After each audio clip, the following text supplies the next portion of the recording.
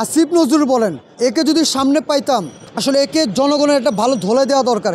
দেশ সবার দ্বারা যে চলে না, এটার চাক্ষুষ প্রমাণ আমাদের ইউনূস স্যার। কারণ দেশ চালাতে হলে যে দেশের চালানোর যে মেধা, যে যোগ্যতা প্রয়োজন আছে, তার কোনো যোগ্যতা যে আমাদের ইউনূস স্যারের ভিতরে নাই, এই 5 মাসে আমরা তার প্রমাণ পেয়ে গেলাম। কেননা তিনি বসার পর যে কথাগুলো, যে মিষ্টি মিষ্টি যে সুন্দর কথাগুলো বলছিল, যে আপনারা আমার উপরে বিশ্বাস রাখেন, বাংলাদেশে কেউ মারা যাবে না, আপনি আমার উপরে ভরসা রাখেন, বাংলাদেশের কেউ লাঞ্ছিত হবে না, দেশকে একটা সুন্দর ভবিষ্যৎ আমরা উপহার দিয়ে যাব। তার সেই কথার সাথে কাজের সাথে কোনোটাই যে মিল নাই, আমরা আসলে চাক্ষুষ প্রমাণ পাচ্ছি। যখন সে আমাদের এই প্রধান উপদেষ্টার পদে ছিল না, আমরা অনেকেই ভাবছিলাম যে না, ডাক্তার ইউনূস স্যার বোধহয় এই দেশের জন্য একটা যোগ্য নেতা, বা আমাদের দেশের জন্য একটা যোগ্য ব্যক্তি, যে একমাত্র পারবে আমাদের দেশকে সুন্দর কিছু উপহার দিতে। যেমন আমাদের আর্থিক দিক দিয়ে হোক, আমাদের মানুষের জীবনযাত্রা দিকে, সব কিছুর দিকে কিছু না কিছু উপহার আমরা তার কাছে পাবো। কিন্তু সেটা আমাদের ভুল ধারণা ছিল। সে বসার পরে যে শেখ হাসিনা খুনি, সে যেমন করছে সেও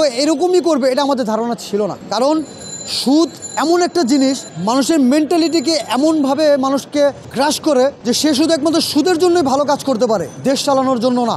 আর একজন সুদের ব্যক্তি, একজন সুদখোর, আল্লাহ মাফ করুক, আসলে এভাবে কথাগুলো বলতে চাই নাই, খুব কষ্টে বলা লাগতেছে, যে একজন সুদের ব্যক্তি দেশ চালাতে যে এইভাবে ব্যর্থ হবে, আর এইভাবে যে দেশকে সুদের সাথে জড়ানোর জন্য সে কাজ করে যাবে, এটা আমাদেরকে জানা ছিল না। আর এটা যদি না হয়তো, তার যে উপদেষ্টারা আছে, আসিফ নজরুল বলেন, একে যদি সামনে পাইতাম, আসলে একে জনগণের একটা ভালো ধলে দেওয়া দরকার। কেননা এরা যে এতই মন ভোলা, আর বাঙালি যে এতই নির্লজ্জ, এটা আমার জানা ছিল না। যদি কোনো ব্যক্তি ভালো সৎ হয়ে থাকে, বিগত 5 তারিখের ঘটনার পর কোনো ব্যক্তি দেশের অমঙ্গলের কাজ করার কথা না। আমি যদি রাস্তায় কারো হাতে একটা মার খাই, আমি অবশ্যই যতদিন বেঁচে আছি আমি সে কাজটার আগামীতে করব না। কিন্তু আমি বাংলাদেশের ভিতরে দেখলাম যে একমাত্র ভারতের দালাল এবং এজেন্ট, এদের দ্বারাই সম্ভব যে অতীতের 5 তারিখের এত বড় ঘটনা ঘটে যাওয়ার পরেও তারা দেশকে এখনও দুর্নীতিতেই রাখছে। আসিফ নজরুলের মতো একজন অদক্ষ, অযোগ্য, বেদব এবং একটা নারী কেলেঙ্কারী লোক, যে নাকি বসার পর থেকে নিয়ে আওয়ামী লীগের হয়ে কাজ করে যাচ্ছে, আর আমরা সাধারণ জনগণ চুপ করে আছি, কিছু বলতেছি না। এইটার কারণটা আমার বুঝে আসতেছে না। আমরা যখন জানতে পারতেছি যে আসিফ নজরুল বসার পর থেকে নিয়ে যারা আওয়ামী লীগের কর্মী ছিল, যারা মুন্নি সাহা থেকে নিয়ে তার চাচা শ্বশুর জাফর ইকবাল, তাদের সবাইকে দেশ থেকে চলে যেতে সহযোগিতা করছে একমাত্র আসিফ নজরুল। ওবায়দুল কাদের দেশ থেকে চলে গেছে। যদি কিনা দেশের কোনো সরকারি কর্মকর্তা তাদেরকে হেল্প না করতো, সাপোর্ট না দিত, তাদের দেশ থেকে পালিয়ে যাওয়ার কথা না। কিভাবে তারা পালিয়ে যায়? একজন নেতা যেভাবে করে বাংলাদেশের ভিতরে ছাত্র সমাজ, সাধারণ জনগণ যেভাবে দেশকে ঘেরাও দিয়ে ধরছিল, সেদিন যেভাবে রাজপথে নামছিল, একটা নেতাও দেশ থেকে ভাগার কথা না। তারা 3 মাস, 2 মাস, 2.5 মাস পরে কিভাবে ওবায়দুল কাদের দেশ থেকে পালা যায়, কিভাবে এখন পর্যন্ত ডিবি হারুন উত্তরার ভিতরে বসে বসে বিলাসিতা জীবন কাটাচ্ছে। যদি সরকারি কোনো সাপোর্ট না থাকে, কীভাবে অথবা আইনমন্ত্রী তার সাথে আছে। আসিফ নজরুলের মতো এমনও অনেক এজেন্ট এখনও আছে সরকারি ভালো ভালো জায়গায় বসে, তারা আওয়ামী লীগের হয়ে কাজ করতেছে, যেন আওয়ামী লীগকে কোনো এক সময় আবার তারা আনতে পারে, আওয়ামী লীগকে বসাতে পারে, এবং দেশের জনগণকে এমনভাবে তারা ক্ষতিগ্রস্ত করে দিচ্ছে যেন আগামী 100 বছরের জনগণ কখনো প্রতিবাদ করতে না পারে। যে ছাত্র সমাজ তাদের মেধা আর কোঠা নিয়ে রাস্তায় নামছিল, সে ছাত্র সমাজদের জন্য তারা কিছু করেনি আজ পর্যন্ত। যে জনগণের রাস্তার ভিতরে শহীদ হয়েছে, তাদের জন্য কিছু করে নাই। সবচেয়ে বড় ধন্যবাদ জানাই রেমিটেন্স যোদ্ধাদের, সে প্রবাসী ভাইদের, যারা নাকি প্রবাসী থেকে রেমিটেন্স বন্ধ করে এই দেশকে অত্যাচারী, স্বৈরাচারী থেকে মুক্ত হবার জন্য আমাদেরকে সবচেয়ে বড় সাপোর্ট দিয়ে গেছেন। সে প্রবাসী ভাইদের জন্য তো কেউ কিছু করেনি এখন পর্যন্ত।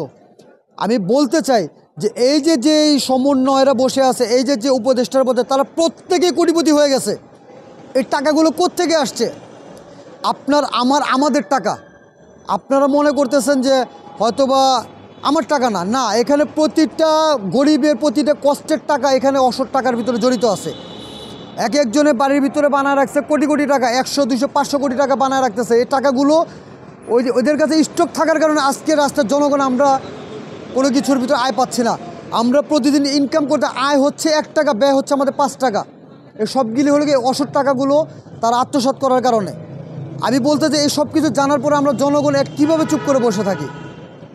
আরেকবার ওই 5 তারিখ করে এই যতগুলো উপদেষ্টা আছে, যারা এই দেশের জন্য ক্ষতির কারণ হয়ে দাঁড়াচ্ছে, যারা এজেন্টের হয়ে কাজ করতেছে, যারা ভারতের দালাল হয়ে কাজ করতেছে, যারা মুসলমান হিন্দুর ভিতরে ঝগড়া বিবাদ লাগানোর চেষ্টা করতেছে, যারা নাকি চাচ্ছে বাংলাদেশকে সুদের ভিতর জড়া রাখার জন্য, তাদের বিরুদ্ধে কথা না বললে আগামীতে আমাদের আরেক 5 তারিখ অপেক্ষা করতেছে, এটা নিশ্চিত। কেননা এই বাংলাদেশের ভিতরে যারা আল্লাহকে ভয় করে, যারা দিনের কথা বলে, আমি 2-3 জনের নাম বলতে চাই, আর তাদের নাম বলে তাদেরকে তো কেউ ভোট দিবেন না। যদি আমি বলি মিজানুর রহমান আজহারীকে আইনে একটা উপদেষ্টা দেন, কেউ দিবেন না, তো কে? সে হলো মোল্লা, মোল্লাদেরকে পছন্দ করে না, দাড়ি টুপি মাথা থাকলে কেউ পছন্দ করে না। আমি যদি বলি আবু তো আদনানকে একটা দায়িত্ব দেন উপদেষ্টা পদে, খাদ্য হোক বা অর্থনীতি যে কোনো একটা উপদেষ্টা তাকে দেন, দেখেন সে ভালো কিছু করে না, দিবেন না তো। কেননা মৌলবাদীরাই ভালো না, সব ভালো লোকে সুদখোরেরা। এই কারণে সুদখোরদের বসায় দেশকে এমনভাবে সুদে জড়ানো হইতেছে যে আল্লাহর রহমতে দেশ থেকে উঠে যাচ্ছে।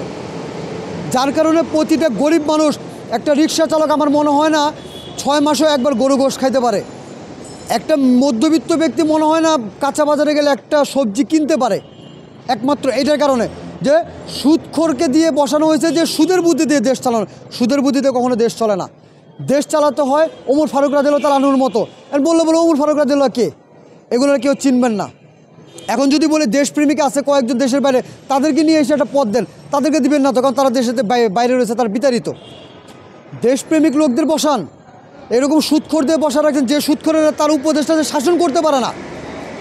যেই ডক্টর ইউনূস, তার উপদেষ্টা সার্জিস আলম, নাহিদ, তারপর হলো গিয়ে আপনার হাসনাত আবদুল্লাহ, তাদেরকে একটা শাসন করার যোগ্যতা রাখে না। সে কি দেশ চালাবে? দেশ চালানোর যোগ্যতা থাকলে দেশ চালানো যায়, তার ভিতরে যোগ্যতা নাই। তাকে যদি একটা ধমক দেওয়া হয়, স্যার এই সেই বলে আপনি এইভাবে দেশ চালাবো, হ্যাঁ হ্যাঁ ঠিক আছে এইভাবে চালাও, কারণ ওর টার্গেট তো দেশকে সুদে জড়ানো।